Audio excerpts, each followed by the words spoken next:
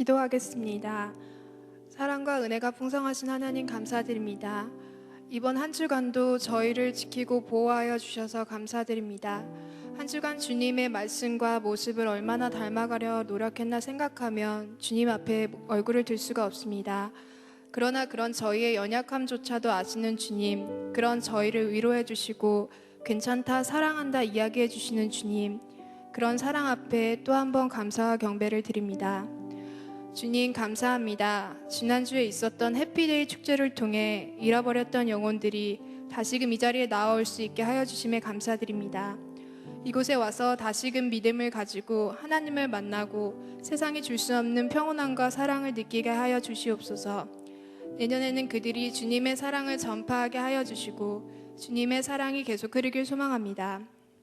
현재 파리를 비롯하여 여러 나라가 테러와 전쟁의 고통 속에 있습니다. 주님, 저희를 불쌍히 여겨 주시옵소서. 분노와 증오와 폭력이 이해와 사랑으로 변화될 수 있게 하여 주시고 그들의 마음과 우리의 마음을 사랑으로 변화시켜 주시옵소서. 북한의 동포들이 정치와 굶주림 속에서 고통받고 있습니다.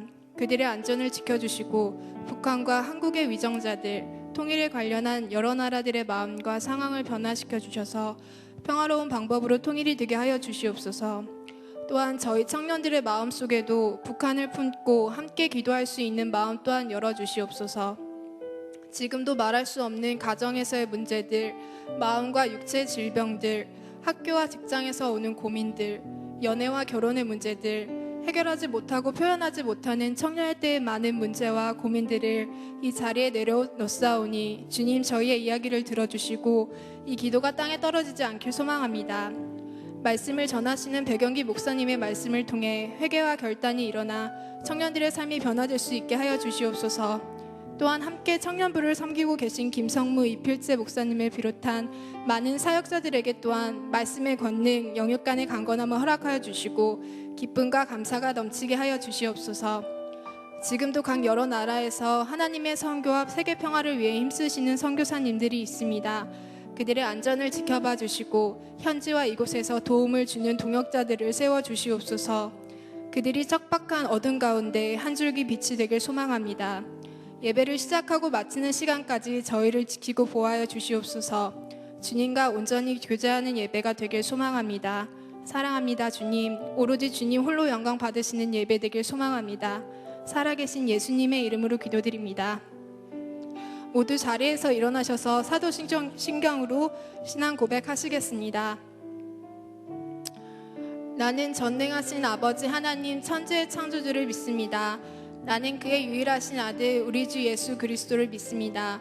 그는 성령으로 잉태되어 동정녀 마리아에게 나사시고 본디오 빌라도에게 고난을 받아 십자가에 못 박혀 죽으시고 장사된 지 사흘 만에 죽은 자 가운데서 다시 살아나셨으며 하늘에 오르시어 전능하신 아버지 하나님 우편에 앉아 계시다가 거기로부터 살아있는 자와 죽은 자를 심판하러 오십니다. 나는 성령을 믿으며 거룩한 공교회와 성도의 교제와 죄를 용서받는 것과 몸의 부활과 영생을 믿습니다. 아멘. 할렐루야. 우리 한 번 더 크게 아멘 한번 해볼까요? 할렐루야. 우리 옆 사람 한번 손 한 번만 잡아볼까요? 네, 잡을 수 있는 분 한에서만 잡으시면 돼요. 그래서 축복하는 말 한마디만 해주셨으면 좋겠어요. 우리 옆 사람에게 안정해 드릴게요. 본인이 축복하고 싶은 말 한번 꼭 해주세요.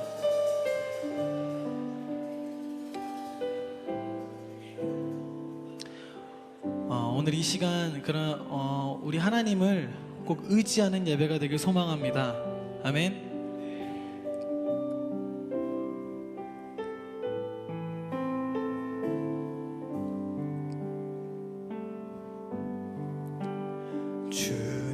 주님여 이 손을 꼭 잡고 가소서. 약하고 피곤한 이 몸을 폭풍우 흑암 속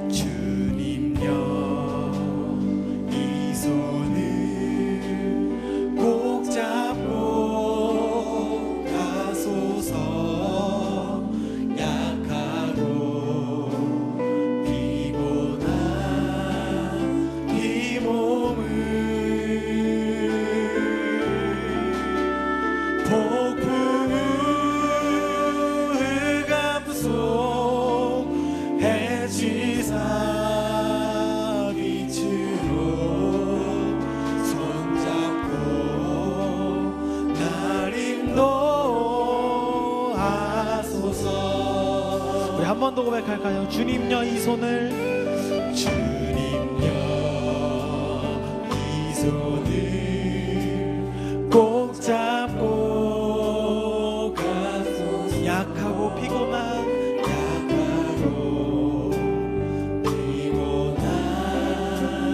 이 몸을 폭풍을 감속 해치사 빛으로 손잡고 날 인도하소서.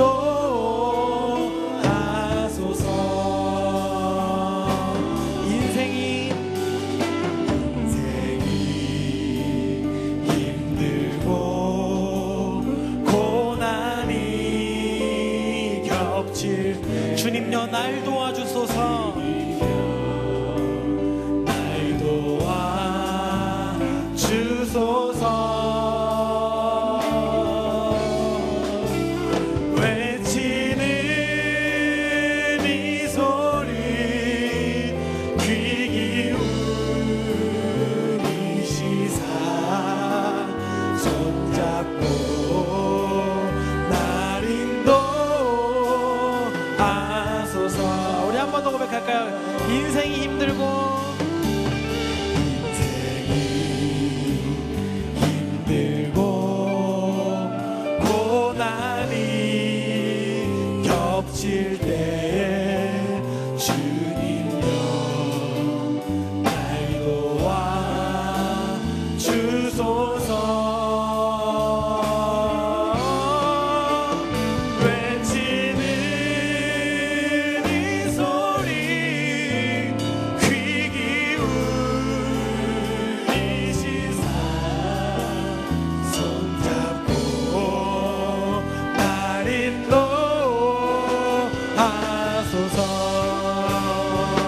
폭풍을 감속 폭풍을 감속 해치사 빛으로 손잡고 날 인도하소서. 외치는 이 소리 외치는 이 소리 귀 기울이시사 손잡고 날 인도하소서.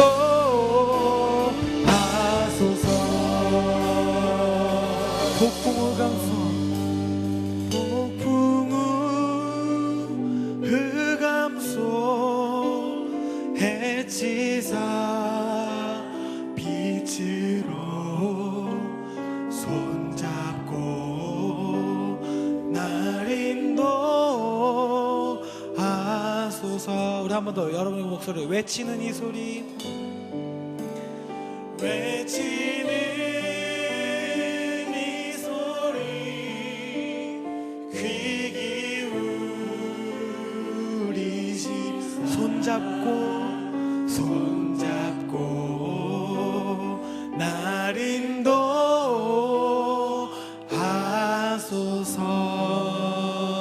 아멘. 감사합니다.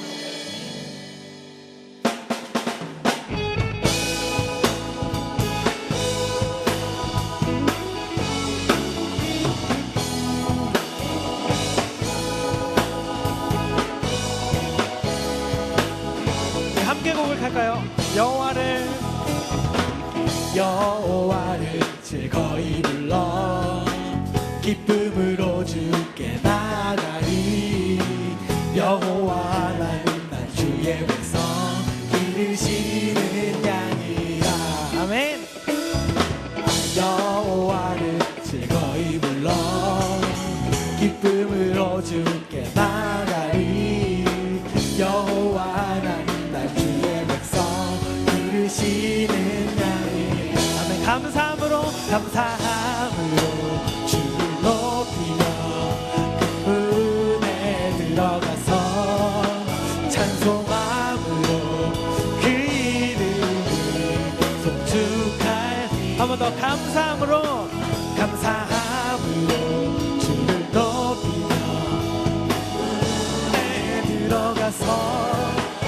찬송함으로 그 이름을 송축할지.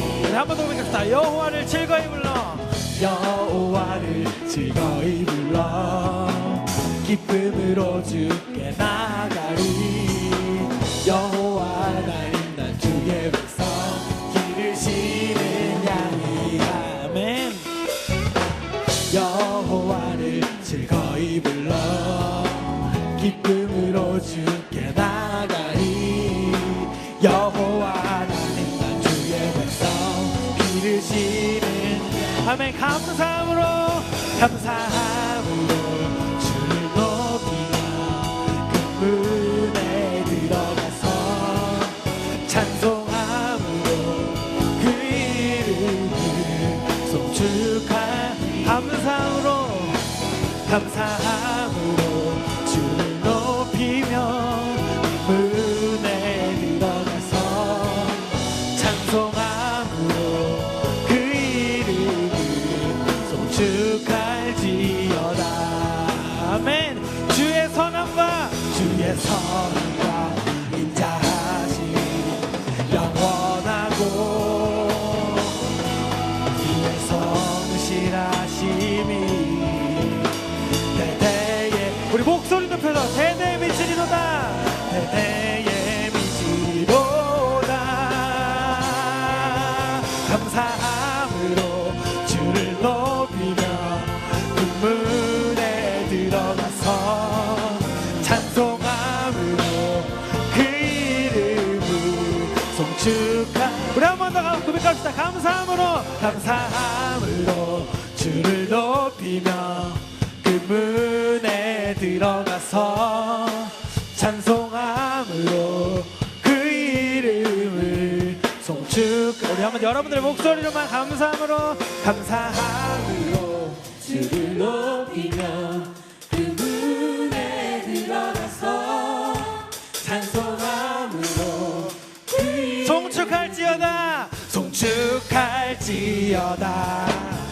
감사함으로 주를 높이며 그 문에 들어가서 찬송함으로 그 이름을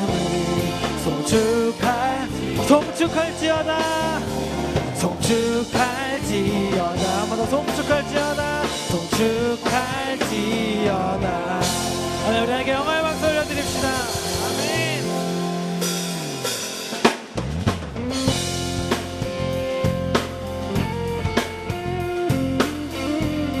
우리 그 생명 되신 주님 앞에 다 함께 고백하며 나아갑시다. 세상의 만물이 눈을 뜨네. 새 숨을 내쉬며 온전히 새로워지네. 주님의 온기가 온몸에 가득히 스며드네. 숨쉬는 모든 것 빛 대신 주께 나가네. 그 앞에 나와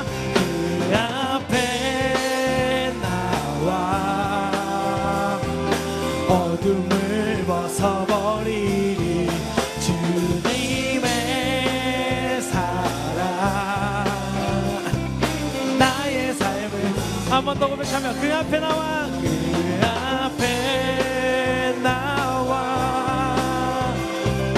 어둠을 벗어버리리. 주님의 사랑 나의 삶을 숨쉬게 하네. 생명의 주 찬양해. 아멘.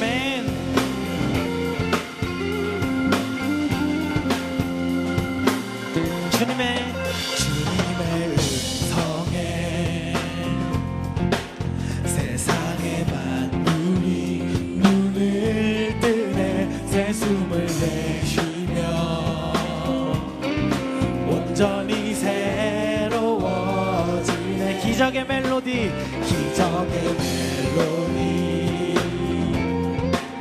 힘없는 마음으로 고치시네.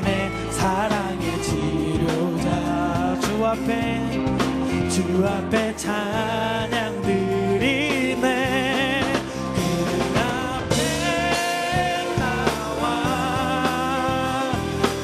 어둠을 벗어버리리. 주님의 사랑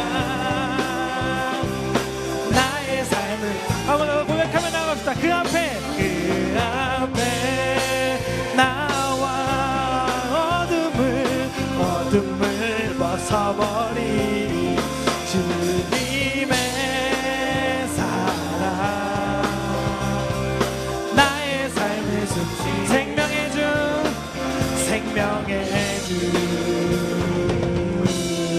찬양해.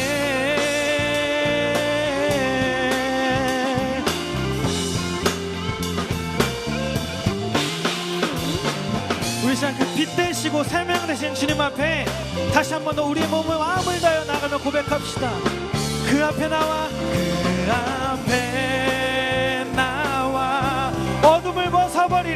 어둠을 벗어버리리. 주님의 사랑 나의 삶. 우리 한 번 더 마음을 다해 고백합시다. 그 앞에 나와 어둠을 벗어버리리. 주님의 사랑 나의 삶을 숨쉬게 하네. 나의 삶을 숨쉬게 하 생명의 주 찬양해.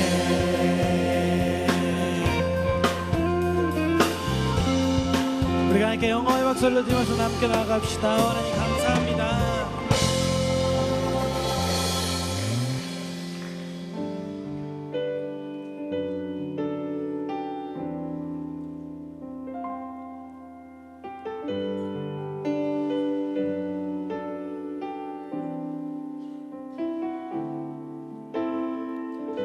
사랑의 노래 드리네. 나의 구주 예수님께 주 행하신 일 감사해. 내 사랑하는 귀하신 예수. 한 번 더 사랑의 노래 드리네. 사랑의 노래 드리네. 나의 구주 예수님께 주 행하신 일 감사해. 내 사랑하는 귀하신 예수. 주님께서 나를 부르셨네. 주의 소유 삼으셨네. 주님의 사랑의 품에 주의 사랑의 품에 주님의 사랑의 품에 주님의 사랑의 품에 주의 사랑의 품에 잠잠하게 주님 여 날 붙드소서. 날 붙드소서.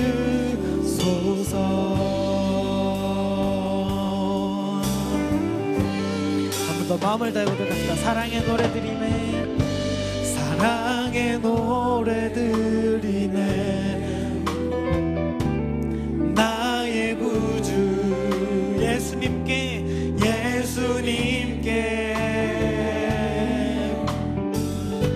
주 행하신 일 감사해. 내 사랑하는 귀하신. 우리 한 번 더 고백합시다. 사랑의 노래는 자신의 손에 마음의 손을 얹고 사랑의 노래 드리네. 나의 구주 예수님께 예수님께 주 행하신 일 감사해 내 사랑하는 귀하신 예수 주님께서 나를 부르셨네 주의 소유 삼으셨네 아멘 주님의 사랑 예쁨에 주의 사랑 주님의 사랑의 품에 주님의 사랑의 품에 주의 사랑의 품 주님의 사랑의 품에 주님의 사랑 하나님 그 품에 안아주시옵소서 주의 사랑의 품에 주님의 사랑의 품에 주의 사랑의 품에 주의 사랑 잠잠하게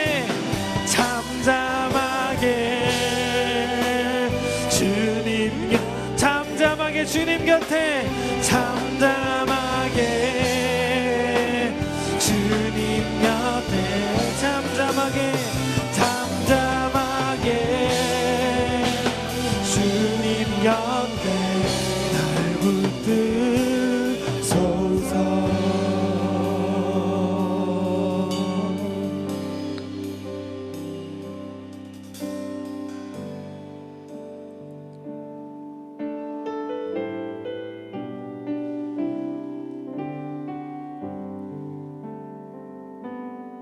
보소서 주님 나의 마음을 선한 것 하나 없습니다 그러나 내 모든 것 주께 드립니다 사랑으로 안으시고 날 새롭게 하소서 보소서 주님 나의 마음을 선한 것 하나 없습니다 그러나 내 모든 것 주께 드립니다 사랑으로 안으시고 날 새롭게 하소서 주님 마음 내게 주소서 내 아버지 주님 마음 내게 주소서 나를 향하신 주님의 뜻이 이루어지도록 주님 마음 내게 주소서 보소서 주님 나의 마음을 선한 것 하나 없습니다 선한 것 하나 없습니다 그러나 내 모든 것 주께 드립니다 사랑으로 안으시고 날 새롭게 하소서 아멘 주님 마음 내게 주소서 내 아버지 주님 마음 내게 주소서 나를 향하신 주님의 뜻이 이루어지도록 주님 마음 내게 한 번 더 고백하며 나아갑시다. 주님 마음 내게 주소서. 주님 마음 내게 주소서. 내 아버지 주님 마음 내게 주소서. 나를 향하신 주님의 뜻이 이루어지도록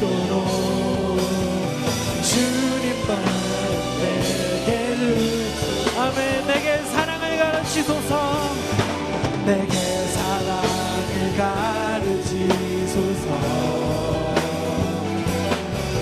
당신의 마음으로 용서하게 하소서. 주의 성령 내게 채우사 주의 길 가게 하소서. 주님 당신 마음 주소서. 주의 성령 내게 채우사 주의 성령 내게 채우사 주의 길 가게 하소서. 주님 당신 마음 주소서. 주님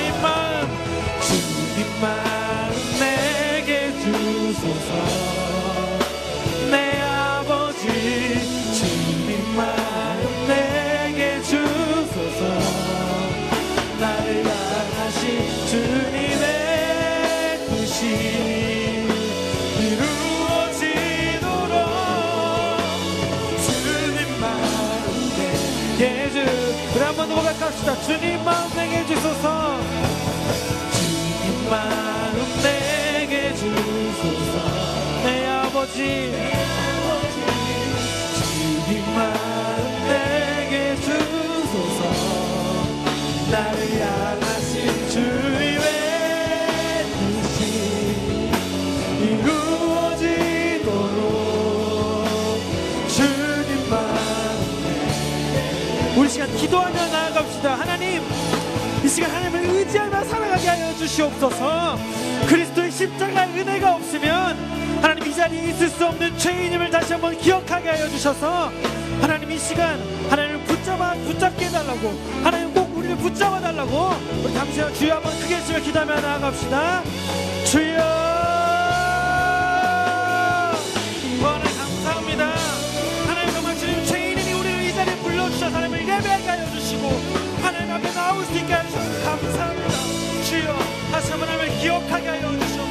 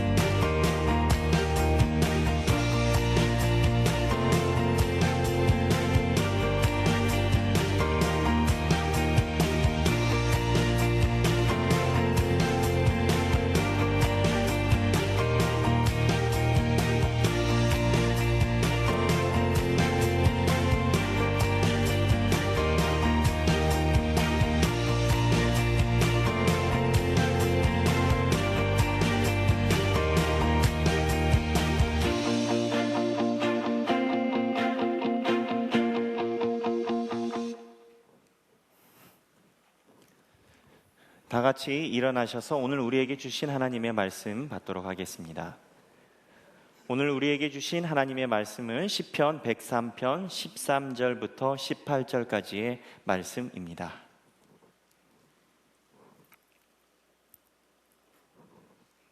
다 같이 한 목소리로 봉독하도록 하겠습니다.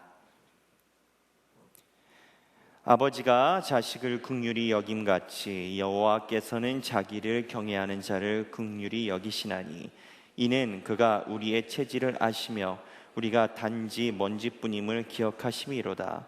인생은 그날이 풀과 같으며 그 영화가 들의 꽃과 같도다. 그것은 바람이 지나가면 없어지나니 그 있던 자리도 다시 알지 못하거니와 여호와의 인자하심은 자기를 경외하는 자에게 영원부터 영원까지 이르며 그의 은은 자손에게 이르니니 곧 그의 언약을 지키고 그의 법도를 기억하여 행하는 자에게로다. 아멘. 이 말씀은 살아계신 하나님의 말씀입니다. 오늘 시편은 다윗이 쓴 시편이죠. 이번 주 중에 마을 목자를 통해서 이번 주 설교 본문을 전달받으셨으리라 생각합니다. 네, 그 마을 목자들 통해서 여러분들에게 전달해드린 성경 본문은 사무엘상 20장부터 30장까지입니다. 이 본문과 이 성경 구절이 관련이 많이 있습니다. 그 성경에 보면은 사무엘상에 보면 다윗이 골리앗을 물리치고 이스라엘의 영웅이 된 기간 동안에 이해하기 어려운 행동을 보입니다. 그게 뭐냐면 바로 블레셋 왕의 장수가 됩니다. 이 블레셋은 어떤 나라입니까?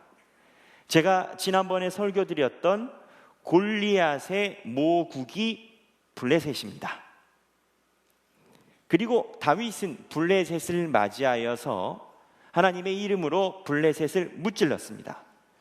그런데 다윗의 행적과 역사적 기록에 의하면 이 다윗이 초반도 아니고요, 이스라엘의 주목을 받기 시작한 중반부에 블레셋이라는 땅에 가서 그 왕의 장수로서 활약하기 시작을 합니다. 이 부분에 이르게 되면은 이런 생각이 듭니다. 다윗은 왜 블레셋 임금 밑에서 장수 노릇을 했는가? 그리고 또 한편으로는 다윗은 분명히 하나님께서 기름 부으신 하나님의 왕인데, 왕이 될 사람인데, 하나님은 다윗이 저 적군인 블레셋 밑에서 일할 때 무엇을 하고 계셨는가 하는 질문이 생길 수밖에 없습니다. 이 다윗이 블레셋에서 봉사한 이 기간이 요즘 말로 표현하자면 다윗의 흑역사, 이렇게 표현할 수도 있겠는데요, 이 부분을 조명해서 현미경으로 내려보면 그 안에서 하나님께서 우리 삶 속에 말씀하시는 중요한 원리를 이해할 수 있습니다. 먼저 이 삶을 이해하기 위해서 다윗의 인생에 대해서 한번 이야기해 볼 필요가 있습니다. 다윗은 처음에 돌멩이로 골리앗을 물리쳤습니다. 그 다음에 이스라엘 중에서 다윗이 굉장히 높임을 받죠. 사울은 천천히요, 다윗은 만만히요. 그래서 다윗은 이스라엘 사람들에게 모두 다 사랑을 받습니다. 모든 사람에게 사랑을 받습니다만 단 한 명에게 미움을 받습니다. 그게 누굽니까? 예, 잘 아시네요. 사울입니다. 이 사울이 현직 왕입니다.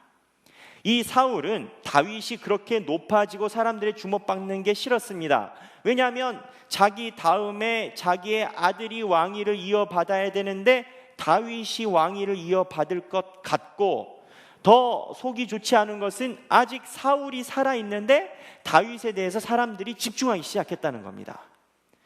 실제로 사울은 다윗을 자기 손으로 직접 죽이려고 했습니다. 그래서 왕궁에 다윗을 불러놓고 창으로 벽에 박아버리려고 했죠. 다윗이 피했습니다. 도망갔습니다. 다시 사울이 불렀습니다. 이번엔 제대로 하려고 했는데 자기 아들 요나단이 방해를 놔가지고 다윗을 못 죽이죠. 이 사건 이후에 다윗은 말 그대로 유리방랑하며 도망자 신세가 됐습니다. 이스라엘 땅을 돌아다니면서 도망자의 신세로 여기저기 다니는데 성경 기록에 의하면 다윗 혼자 돌아다닌 게 아니었습니다. 사무엘상 22장에 보면 다윗을 따라다니는 사람들의 숫자가 400명, 23장에는 600명에 달한다고 나옵니다. 이 400명, 600명에 이르는 사람들이 자기의 의지로 다윗을 따라다니기 시작했는데요. 이들의 삶은 그냥 말 그대로 도망자의 신세로 도망다니는 환경이었습니다. 이게 하루 이틀이면 괜찮은데 날마다 들에서 자고 먹는 것도 제대로 못 먹고 이러한 날이 길어지면 사람들이 힘들어지기 마련이죠. 이렇게 힘들어진 날들, 400명, 600명에 이르는 사람들이 힘들어지는 날 중에 중요한 찬스가 두 번 옵니다. 이 두 번은 무엇이냐?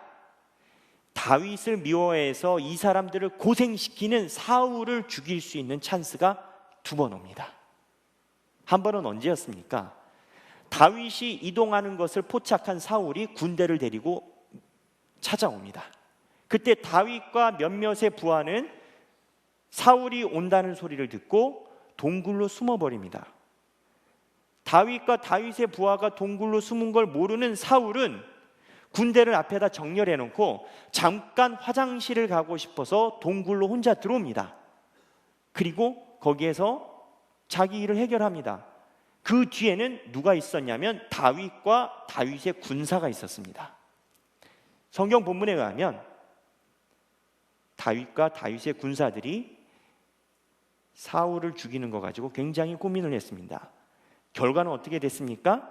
다윗이 사울의 옷자락만 자르고 보내주죠. 살려줬습니다. 그 이유는 무엇이었습니까? 다윗이 기름 부은 종을 죽일 수 없다는 겁니다. 그런데 첫째는 그렇다 칩니다. 두 번째 또 기회가 있었습니다. 바로 사울이 잠자고 있는 틈을 타서 다윗과 군사들이 사울의 머리맡까지 갑니다. 그리고 죽이려고 합니다. 그랬더니 다윗이 죽이지 마 그럽니다. 기름 부은 분의 목숨을 우리가 거둘 수 없다고 이야기를 합니다. 그리고 물러뜨리죠. 그런데 다윗이 자기 군사들 보고 사울을 죽이지 마 했었던 그 순간은 매우 위험한 발언이고 매우 위험한 선택이었습니다. 왜냐하면 다윗의 부하들은 그거를 그렇게 생각하지 않았거든요. 성경 기록에 의하면 다윗과 다윗의 부하는 이 상황을 어떻게 생각했냐면 다윗이요, 하나님이 우리가 고생하는 걸 알고 우리에게 드디어 기회를 주시고 원수를 갚을 기회를 주셨다고 주장을 합니다. 그러니까 이런 겁니다. 다윗 생각해봐라. 우리는 군사가 많아야 400, 600이고 사울이 끌고 다니는 군사는 3,000명도 넘는다. 우리가 전면전에서 이길 수도 없다. 그런데 우리가 동굴 속에 들어와 있는데 하나님이 사울을 혼자 우리 앞에까지 데려다 놓으셨다. 당신은 이걸 어떻게 생각하느냐? 하나님이 기회를 주신 거다. 칼로 내리치자고 그럽니다. 두 번째도 마찬가지입니다. 두 번째도 다윗의 군사, 다윗의 참모총장인 아비새가 뭐라고 이야기하냐면요, 다윗 보고 두 번도 아니고 한 번만 나에게 기회를 주면 내가 창으로 사울을 꿰어서 땅에다가 박아버릴 수 있습니다. 한 번만 나에게 기회 주면 두 번 창질할 것도 없이 내가 한 큐에 사울을 땅에다 박아버리겠습니다. 그렇게만 하게 해달라고 그럽니다. 왜냐하면 사울만 끝나면, 사울만 죽이면 다윗을 따르는 600명의 군사들의 고생은 끝나기 때문입니다. 그리고 그들이 볼 때 당연히 이거는 하나님이 주신 절호의 기회였기 때문입니다. 다윗의 신하들은 그렇게 주장할 수 있고 그게 타당할 수 있습니다. 하지만 다윗은 제가 말씀드린 것처럼 뭐라고 얘기를 했냐면 절대 기름 부으신 하나님의 종을 내가 죽일 수 없다고 이야기를 합니다. 그런데 이 단어가, 다윗의 이 소신이 하나님 앞에서는 존귀해졌지만 고생의 시작이 됐습니다. 이 이후에 두 번째 사울을 살려주고 난 이후에 다윗과 다윗의 군대는 블레셋 사람한테 들어갑니다. 제가 고민했습니다. 왜 다윗이 블레셋 사람한테 들어가야 됐을까? 이스라엘의 장군인데. 근데 그 안에는 속내가 있었습니다. 여러분, 군대에 갔다 오신 분들은 잘 아시겠지만 요즘 군대는 어쩐지 모르겠습니다만 제가 군대에 있을 때는 한 대대가 300명에서 400명 정도 됐습니다. 이 400명의 군사가 일주일 동안 훈련을 하려면요, 엄청나게 많은 음식과 부식과 난방장비, 그 다음에 응급장비를 실은 그 트럭 숫자가 엄청났습니다. 우리는 군사하면은 칼만 차고 있으면은 군대가 끝날이라 생각하지만 아무리 10만 대군이라 하더라도 이틀만 못 먹으면은 다 죽습니다. 즉 무슨 소리냐? 600명이나 되는 식솔은 먹고 사는 게 이게 중요한 겁니다. 남자만 600명이니까 자기 아내와 가족의 숫자들을 합치면 적어도 1000명 이상은 됐다는 겁니다. 이 1000명 이상이 되는 사람들이 무엇을 먹고 살았을까? 제가 한참 고민을 했습니다. 그러다 우연한 기회에 저희 선생님이신 안용선 교수님의 강해를 들었는데 그 교수님이 이 성경의 원리대로 이야기를 하시기를 이 다윗의 군사들이 먹고 살았던 방법이 성경에 나왔다는 겁니다. 뭐냐면 요즘 말로 해서 보디가드였습니다. 사무엘상에 보면 다윗의 그 군사들이 그일라라는 마을을 지켜줍니다. 지켜주는 기간 동안에 블레셋에서 침범을 합니다. 그래서 그일라 마을이 위험해지니까 다윗과 다윗 신하들이 나가가지고 싸웁니다. 그 다음에 그일라 지역에서 다윗과 다윗 신하들에게 먹을 것을 줍니다. 소위 요즘 말로 시큐리티한 겁니다. 가지고 있는 힘이고 잘하는 것도 칼싸움이기 때문에 그 전공을 살려가지고 마을과 마을로 돌아다니면서 소위 용병 역할을 한 겁니다. 그래서 나발이라는 사람한테 가서도 그 일을 했습니다. 근데 나발이 줘야 될 돈을 주지 않아서 다윗이 화를 내죠. 그런 내용들이 성경에 나와 있습니다. 여하튼 다윗과 다윗의 군사들이 하는 일은 이러한 용병과 같은 일이었는데 이 일의 단점은 한 번 전쟁을 붙으면 이 사람들이 어디에 있는지 위치가 노출된다는 겁니다. 실제로 사울이 첫 번째 다윗을 찾아서 동굴까지 왔었던 그 기록은요, 사울이 다윗을 찾다 못 찾아서 어떻게 알았냐면 이 그일라 마을에서 다윗의 군대들이 지켜냈다는 소문을 듣고 다윗의 위치를 파악하고 갑니다. 즉 다윗과 다윗의 신하들은 자기가 가지고 있는 일을 하면 할수록 자기들의 위치가 계속 노출이 되는 겁니다. 왜냐하면 전쟁을 치러야 되니까. 이게 처음에는 괜찮았습니다. 사울 한 번 살려주고 두 번째 물러났습니다. 그랬더니 더 이상 이 일을 할 수가 없게 된 겁니다. 왜? 사울을 믿을 수가 없고 이미 자기들이 하는 일이 노출이 돼버렸기 때문입니다. 다윗은 사울왕을 죽이지 말라고 이야기했을 때 자기의 소신을 가지고 이야기를 했습니다. 근데 그 소신을 가지고 이야기하고 뒤를 돌아보니 자기 식솔 1000명이 넘는 사람들 먹고 사는 문제를 해결해야 되는데 이스라엘 땅에서는 이제 불가능하게 된 겁니다. 그래서 목구멍이 포도청인지라 식구들 먹여 살려야 되니까 용병이 필요한 나라를 찾아 떠난 겁니다. 그게 어디냐? 블레셋이었습니다. 여기서부터 다윗의 인생은 세상 말로 힘들어지고 꼬이기 시작한 겁니다.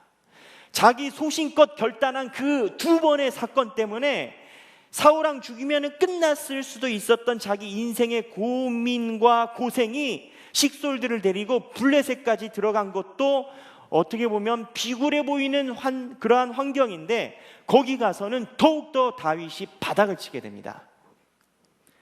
블레셋에 딱 들어가서 요즘 말로 취직을 했는데 블레셋 왕인 아기스가 조금 의심을 합니다. 왜? 얘는요 골리앗을 물리쳤던 이스라엘의 장군이거든요. 근데 자기 적군인 내 밑에 와서 산다고 하니까 블레셋 사람들이 약간 의심을 합니다. 아무리 용병도 용병이지만 사연은 아니지만 믿을 수 없다는 겁니다. 그래서 이 신뢰를 회복하기 위해서 다윗이 어떻게 하느냐? 그 사람들에게 날마다 약탈해가지고 물건을 갖다 줍니다. 그리고 약탈한 마을이 이스라엘 마을이라고 이야기를 합니다.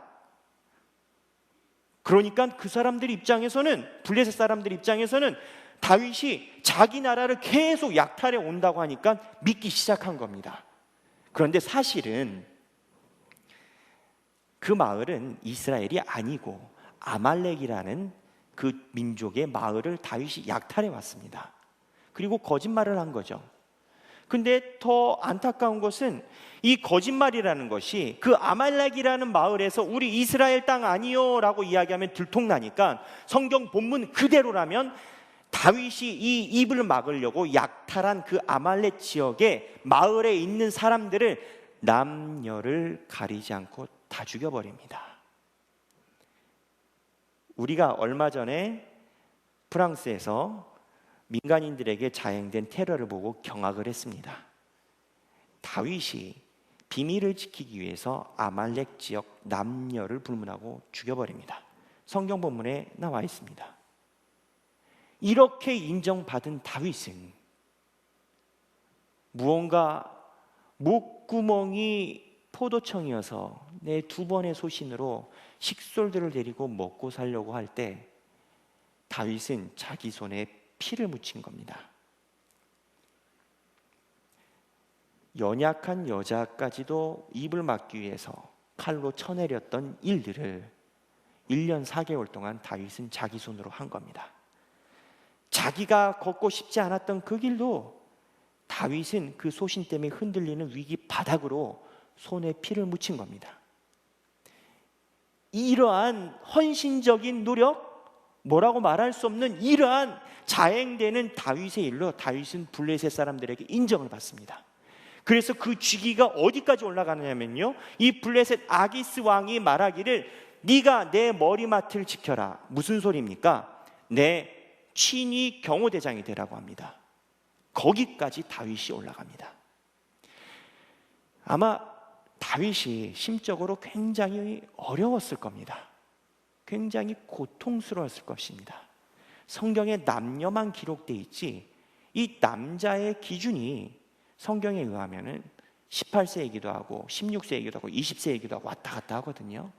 고등학생 같은 사람들을 다 죽이게 된 겁니다. 그것만 해도 다윗에게 굉장히 힘든 일인데 더 큰 문제가 나타납니다. 자기가 섬겼던 블레셋이 이스라엘이랑 전쟁이 붙은 겁니다.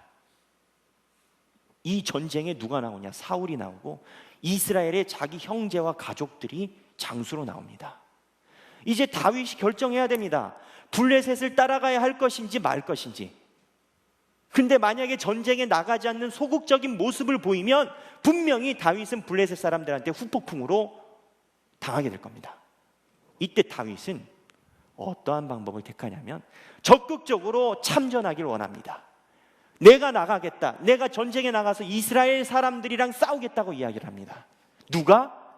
다윗이. 그 전투에서 다윗은 빠지게 됩니다. 하나님의 은혜로 빠지게 됩니다. 어떻게 빠지게 됩니까?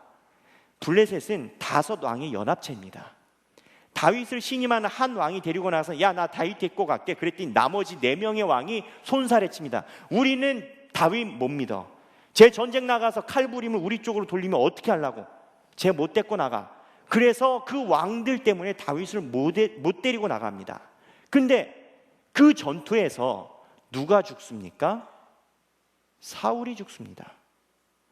만약에 다윗이 이야기했던 것처럼 다윗이 그 블레셋과 함께 전투에 나갔다면 다윗이 다윗 손으로 사울을 죽여버리는 전쟁에 참전할 뻔했던 겁니다. 그리고 아이러니하게 어렸을 때 블레셋을 맞서서 돌멩이로 골리앗을 물리친 다윗이 차마 잘못했으면은 거꾸로 블레셋을 이끌고 친위대장으로서 최전방에 나와서 이스라엘 군대를 물리칠 뻔했다는 겁니다. 그 4명의 왕이 반대해서 다윗이 집으로 돌아옵니다. 집으로 돌아오는데요, 마음이 어땠겠습니까? 그리고 다윗을 따르는 600명의 장수들은 마음이 어땠겠습니까? 성경 기록에 의하면 이 600명의 장수들은 굉장한 무인들이었습니다. 이들은 이스라엘을 향한 애국심이 투철한 사람이었습니다. 근데 자칫 잘못했다가는 자기 나라를 치는 그 전쟁에 참전할 뻔했던 겁니다. 그런데 설상가상으로 집에 와서 보니까 자기 가족이 없고 아내도 없고 애들도 없는 겁니다. 약탈당한 겁니다. 누구한테? 다윗이 무참하게 죽였던 아말렉 사람들에 의해 약탈당합니다. 성경 본문에 의하면 다윗의 부하들이 그 모습을 보고 화를 주체할 수 없어서 돌을 들어서 다윗을 쳐 죽이려고 한다고 나왔습니다. 다윗은 처음에 내가 기름 부은 자를 절대 우리가 죽이면 안 돼, 2번을 이야기하고 난 다음에 치른 대가는 너무나도 큰 대가였고, 나중에는 대가로 생각할 수 없는 인생의 바닥을 쳐버린 겁니다. 이게 다윗에게 지우고 싶지만 지울 수 없는 흑역사와 같은 겁니다. 여러분, 다윗이 블레셋으로 간 이유는 그렇다 칩시다. 여기서 하나님은 도대체 무엇을 하고 계셨을까요? 하나님의 뜻을 따라 골리앗을 물리쳤고, 하나님을 믿기 때문에 하나님의 기름 부은 자를 손으로 치지 않았던 다윗의 소신 위에 도대체 하나님은 어디에 계셨을까요? 이거를 많은 구약학자들이 연구를 합니다. 그 중에서 월터 브루그만이라는 유명한 신학자가 이 부분을 연구해 놨는데, 그렇습니다. 사실 첫 번째, 두 번째 사울을 만나서 죽일 찬스 때 다윗은 사울을 죽이려고 했던 것으로 보는 신학자들이 많습니다. 첫 번째, 사울이 동굴에 와가지고 자기의 일을 볼 때 다윗은 옷자락을 잘랐다고 이야기를 했습니다. 이 옷자락을 자른다는 거, 이 원어적으로 쓰이는 그 자른다는 용어는 성서적으로 남성들을 거세시키고, 그리고 상대방의 것을 무력화시키고 강탈할 때 쓰는 성서 단어를 여기다가 썼다는 겁니다. 무슨 소리냐? 다윗은 이 옷자락을 자른 행위는 사실 사울을 죽이려고 하였으나 그게 옷자락이 잘려나간 걸로 보는 겁니다. 이거를 뒷받침을 하는 성경 구절이 바로 그 절 뒤에 붙어 있는데, 다윗이 사울의 옷자락을 자르고 난 후에 마음의 양심의 가책을 받아서 마음에 찔렸다는 단어가 바로 붙어 나옵니다. 무슨 소리입니까? 다윗이 칼을 휘둘렀는데 옷자락이 맞은 것이 아닌가 하고 이야기를 합니다. 여러분, 누가 이제 와가지고 실수로 제 옷을 자르면 죄송해요 목사님은 할 수 있어도 마음에 가슴에 찔려가지고 우리 목사님의 옷을 내가 상하겠구나라고 통곡하는 사람은 없을 겁니다. 월터 브루그만은 첫 번째 때 다윗은 사울을 죽일 뻔했다는 겁니다. 그래서 그때 하나님이 하신 일은 다윗이 사울을 죽이려는 마음을 옆에서 격동치 않도록 잡고 함께 계셨다는 겁니다. 두 번째도 마찬가지입니다. 여러분, 3,000명의 군대가 있습니다. 3,000명의 군대가 진영을 짜가지고 수경을 하는데 다윗의 본진은 한가운데 있을 텐데, 성경 본문에 의하면 여호와께서 잠들게 하셔서 3,000명이 곤히 잠듭니다. 그때 다윗과 아비새 군대 장관을 포함해 소위 특공대가 안에 들어가서 진영을 돌파해서 사울에게까지 갑니다. 다윗은 왜 그 야밤에 사울의 진영을 돌파해서 사울의 머리맡까지 갔겠습니까? 전력적으로 5배가 적은 다윗의 군대가 왜 야밤에 특공대를 조직해서 직접 다윗의 지휘하에 사울의 진영까지 들어갔겠습니까? 사울을 깨워서 우리 배달의 민족 시켜가지고 통닭 한 마리 할까? 우리 허심탄회하게 세상말로 뭐 소맥 한잔 하면서 왜 우리 인생이 그런지 얘기할까? 얘기하러 갔겠습니까? 아닙니다. 죽이러 갔다는 겁니다. 그런데 하나님이 다윗의 마음을 지키셔서 기름 부은 자를 죽이지 않는 다윗의 신념을 가지고 지키고 버텨냈다는 겁니다. 그러면 사실 우리가 여기쯤 오면은 하나님에 대해서 생각해 볼 필요가 있습니다. 그럴 것 같으면 왜 거기까지 가게끔 상황을 만들어 놓으셨느냐는 겁니다. 여기가 더 중요합니다. 하나님은 왜 이러한 상황을 다윗 인생 속에 만들어 놓고, 아니 죽이지도 못하게 옆에서 붙들고 계시고 죽일 뻔한 것을 왜 잡고 계시냐는 겁니다.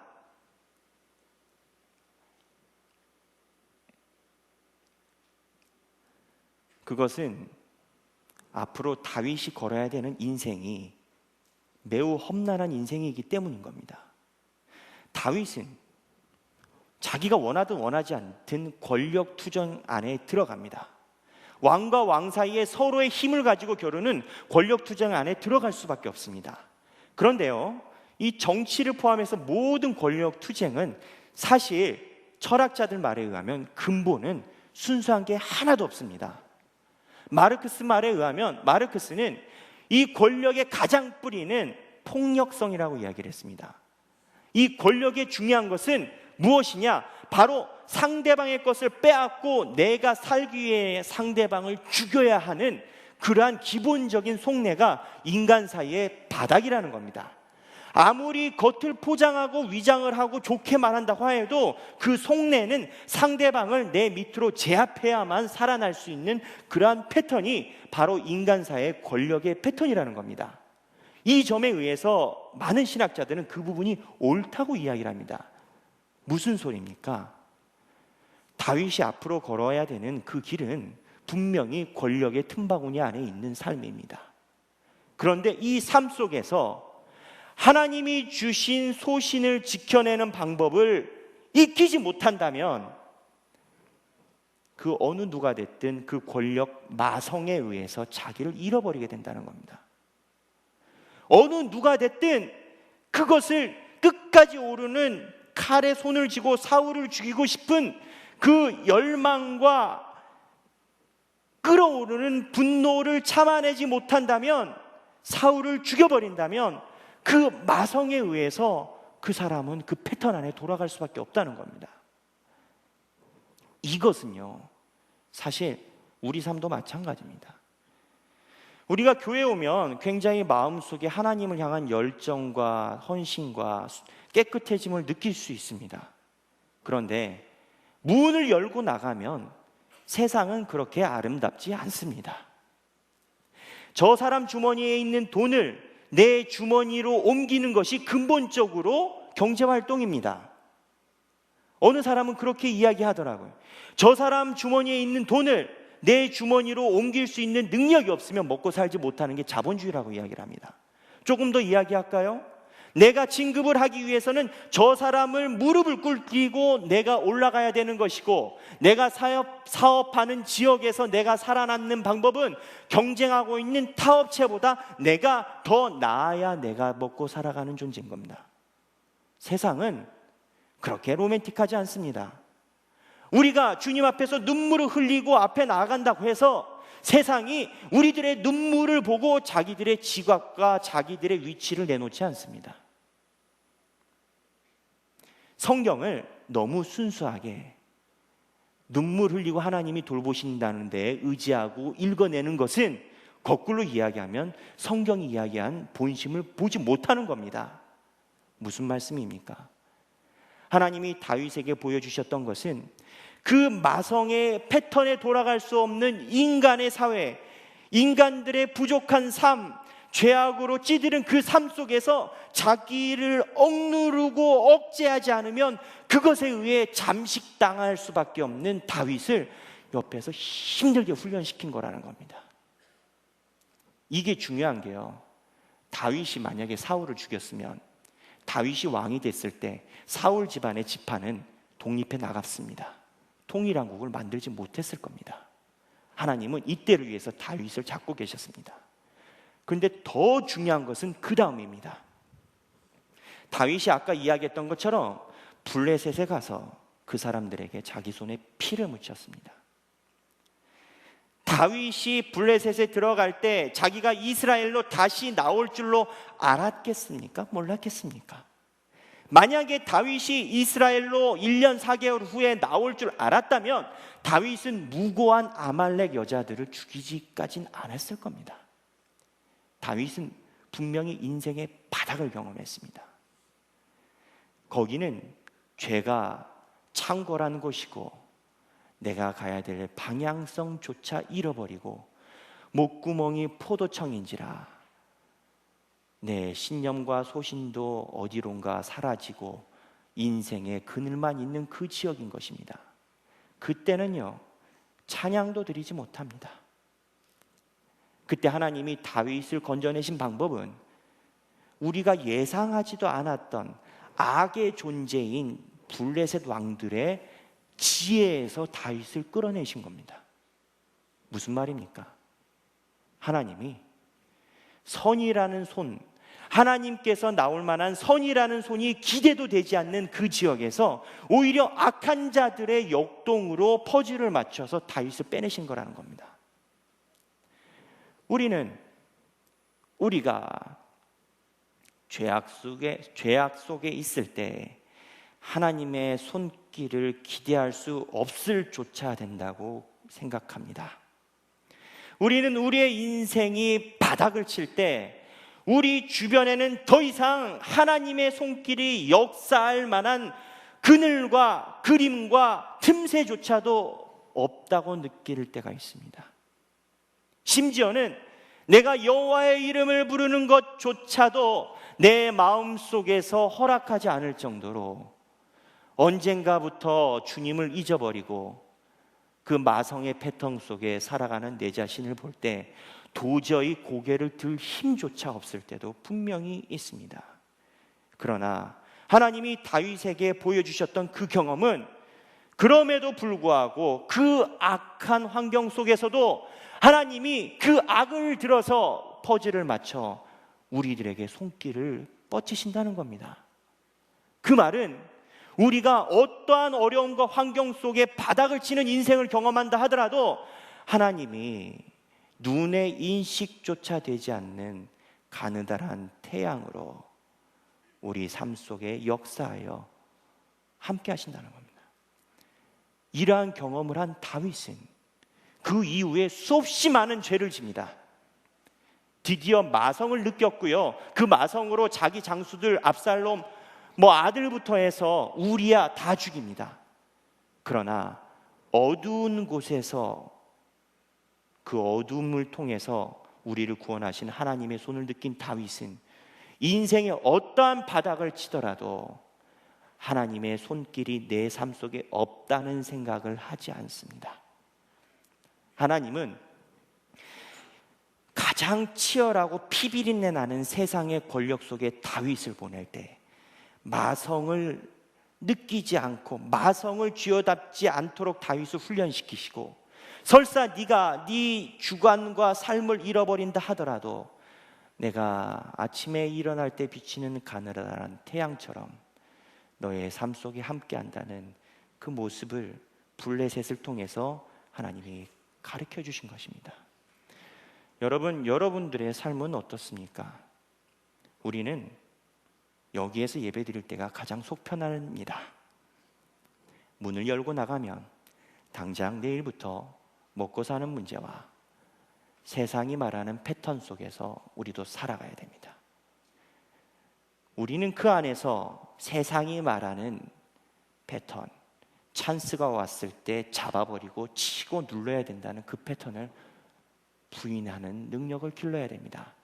그리고 설사 그렇지 않다 하더라도 우리가 인생의 바닥을 경험하는 삶을 경험한다 하더라도 어두운 벽 사이에서 가느다랗게 비치는 하나님의 인도하심을 믿고 나의 인생을 가야 합니다.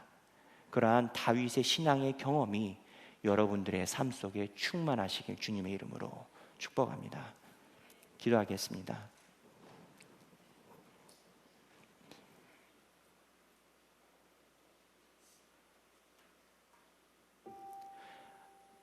하나님, 저희들 연약합니다. 하나님, 저희들 많이 부족합니다.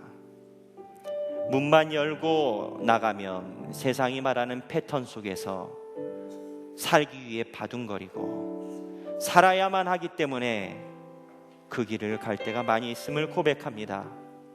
마음속에서 울부짖고 있어도, 눈물을 흘리고 있어도 그 사실은 변하지 않는 모습에 더욱더 마음이 아픕니다. 아버지, 그럼에도 불구하고 블레셋에서 악의 구조를 통하여 다윗을 구원하셨던 것처럼, 그럼에도 불구하고 그 환경 속에서도 역사하시는 주님을 믿습니다.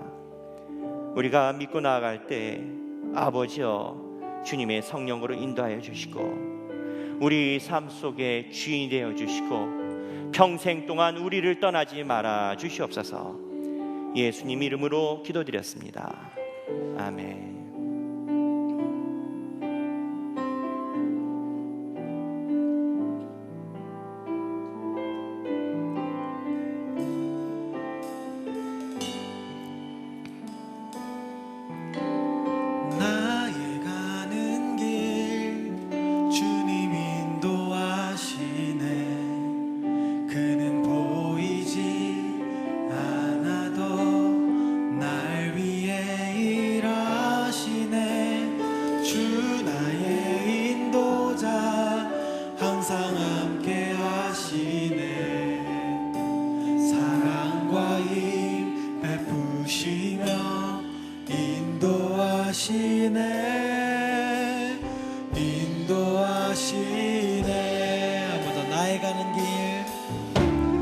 나의 가는 길 주님 인도하시네. 그는 보이지 않아도 날 위해 일하시네. 주 나의 인도자 항상 함께 하시네. 사랑과 힘 베푸시며 인도하시네.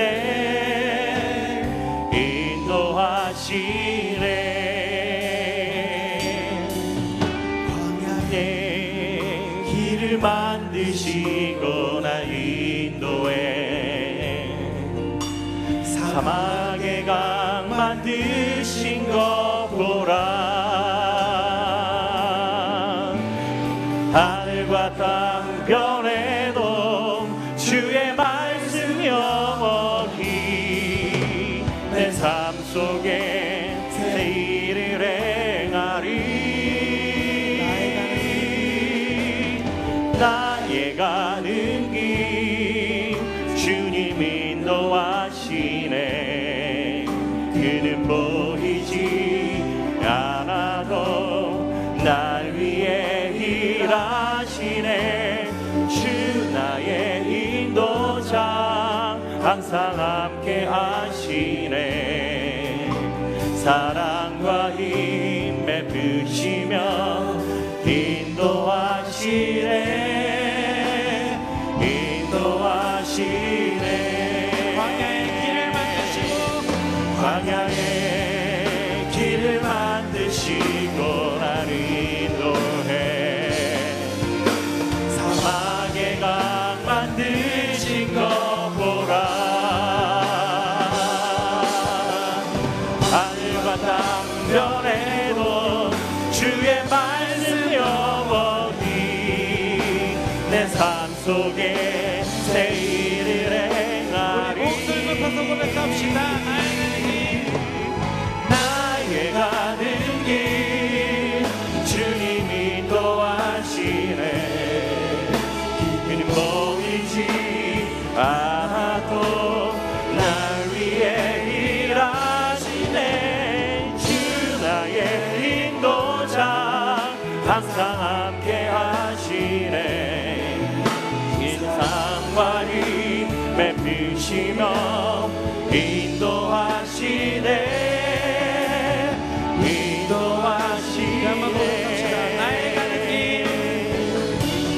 나의 가는 길 주님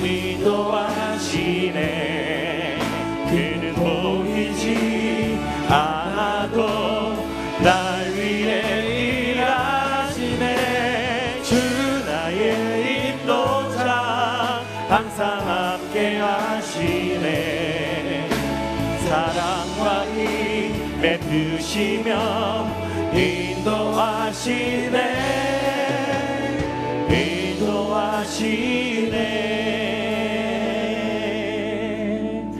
우리 이 시간에 기도하기를 원합니다. 하나님, 저희 마음속에 주님이 주시는 희망과 소망을 가지고 살아가게 하여 주시옵소서. 어떠한 환경과 어려운 속에서도 주님이 우리의 길을 만드심을 믿고 의지하게 하여 주시옵소서. 우리 다 같이 주님께 기도드리겠습니다. 기도하겠습니다. 하나님 주여, 주님이 아메알라라라, 주님 아버지 라라라마케야, 주님 마음속에 아버지 주님 라라라라리미라라라라 라케비아 주님 인도하여 주시고 아버지여 만져주시옵소서. 주님 날라헤라비아라라메가비아라라라마 아버지여 주님 인도하여 주시옵소서. 아얄라라라라라라 카바위야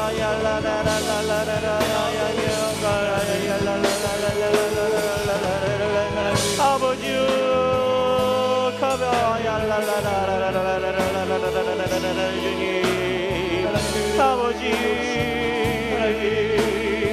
명예야 카바 아얄라야라라라라라라라라라라라라라라 주여 주님의 인자를 이들어 주시옵소서. 주님 명강경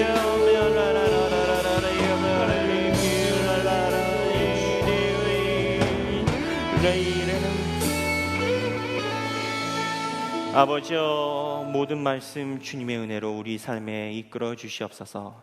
감사드리며 예수님의 이름으로 기도드렸습니다. 아멘.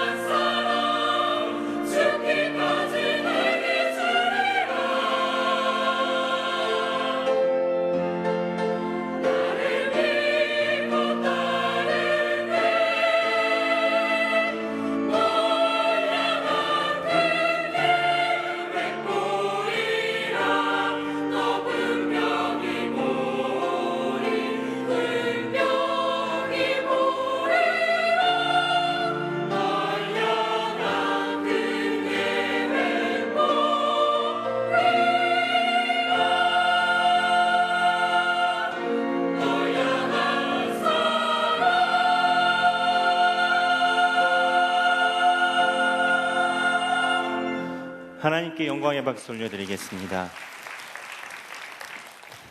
기도하겠습니다.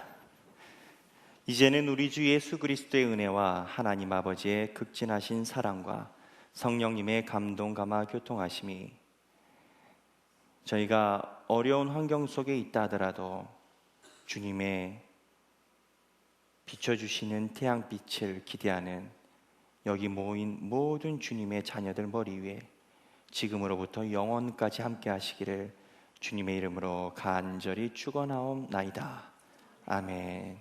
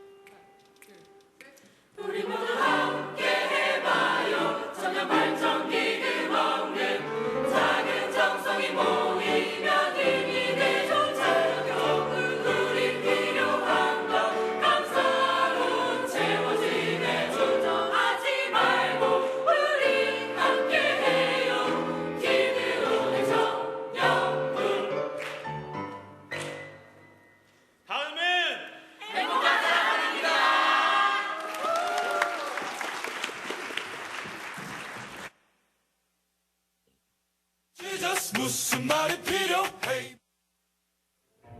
누구? 뭐?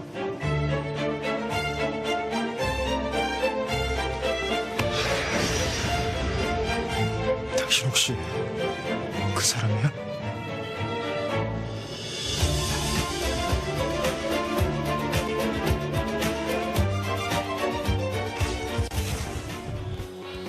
맞아요. 여러분이에요. 예배 전 기도회. 우리 모두 함께해요.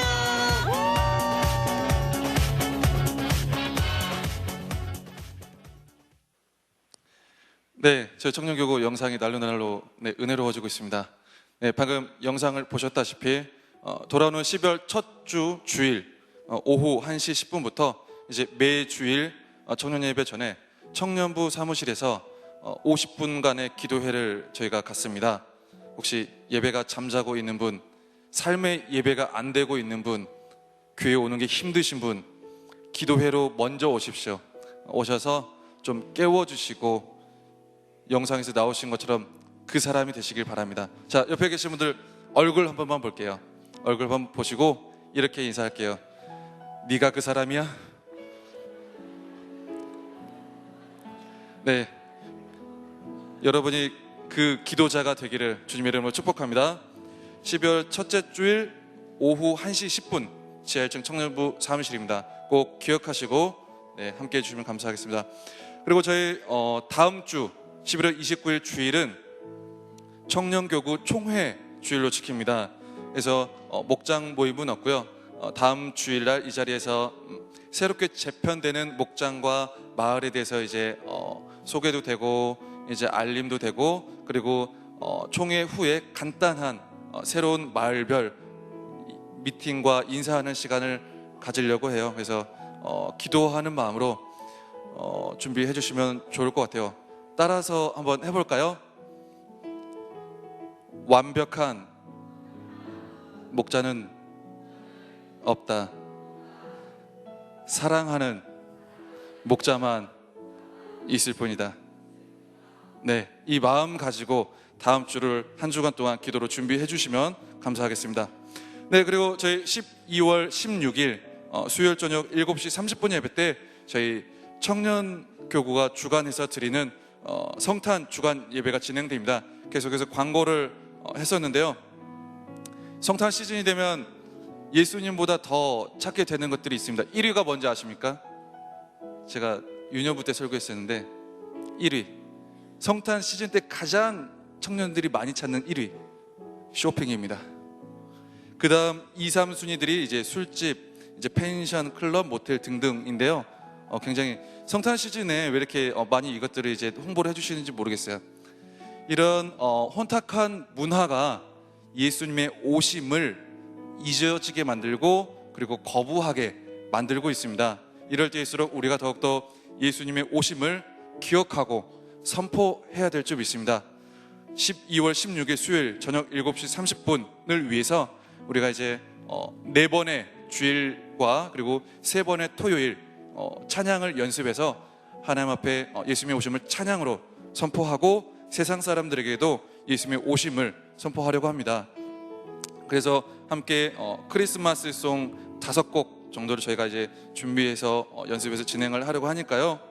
오늘부터 예배 후에 바로 잠깐 5시 안쪽까지 사투리가 나왔는데 안쪽까지 해서 짧게 길지 않게 연습하고 그 이후에 좀 목장 모임을 이어갔으면 좋겠어요. 그래서 이미 마을 목자들 통해서 저희가 이제 전달을 드렸으니까요. 개인적인 사정이 있는 분들은 어쩔 수 없지만 꼭 시간이 수요일에 가능해서 참석하실 수 있는 분들이면 모두 함께 연습에 임해 주셨으면 좋겠습니다.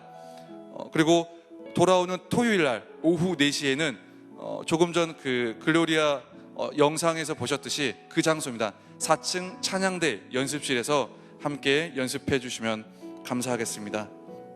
그리고 자세한 내용은 마을 광고를 통해서 전달 받으시면 좋을 것 같고요. 네, 그럼 이 시간에 이어서 이제 축하해 드릴 분들을 저희가 호명해 드리도록 하겠습니다. 제 이름을 불러드릴 때 손을 들어서 표해 주시면 저희가 축하해 드리도록 하겠습니다. 정말 연말을 맞이해서 한 마을에서 무더기로 성경 일독을 한 마을이 있습니다. 제가 이름이 많아서 한 명 한 명 자세하게 설명해 드리겠습니다. 성경 일독 하신 분이 계십니다. 김효선 마을 서천식 형제, 그리고 김효선 마을 김종섭 형제 성경 2독, 김효선 마을 박은영 자매, 김효선 마을 이재천 형제, 김효선 마을 주한나 자매, 김효선 마을 홍정희 자매 성경 3독, 김효선 마을 전영실 자매. 네, 김효선 마을. 네, 말씀으로 더욱더 새로운 한 해를 준비해 나갔으면 좋겠습니다. 그리고 지금 이 시간 군대에서 이제 밝은 빛으로 이곳에 휴가를 나온 형제가 있습니다. 정세리 마을 임유영 목장의 박상혁 형제. 거기 있나요? 네, 손 높게 들어줬는데 아시는 분들 찾아가 주셔서 꼭 위로해 주시고, 군대가 그리 어둡지만은 않다고 이렇게 격려의 말씀 한 번씩 전해주시면 고마울 것 같습니다. 혹시 오늘 새로 나오신 분 계신가요? 새로 나오신 분 어디? 네, 감사합니다. 갓블레슈입니다. 네, 이럴 때일수록 새로 나오신 분들이 한 분 한 분 더 소중한 것 같아요. 또 계신가요? 새로 나오신 분 안 계신가요? 앞에 계신 새가족 리더분들이나 그리고 이제 1층 온유홀로 찾아가 주시면 저희가 자세하게 안내해 드리도록 하겠습니다. 연말을 맞아서 축복받길 원하시는 분 Put your hands up. 네, 자, 손 들어주세요. 저희가 축복해 드릴게요. 민망한 축복으로. 네, 네가 그 사람이 하면서. 네, 그러면 조금 전에 호명해 드렸던 우리 성경 일독한 마을 사람들과 그리고 군휴가 나온 박상혁 형제, 그리고 우리 새로 나오신 분, 그리고 뭔가 오늘따라 더 특별해 보이는 옆에 있는 사람을 바라보면서 우리 축복해 드리도록 하겠습니다.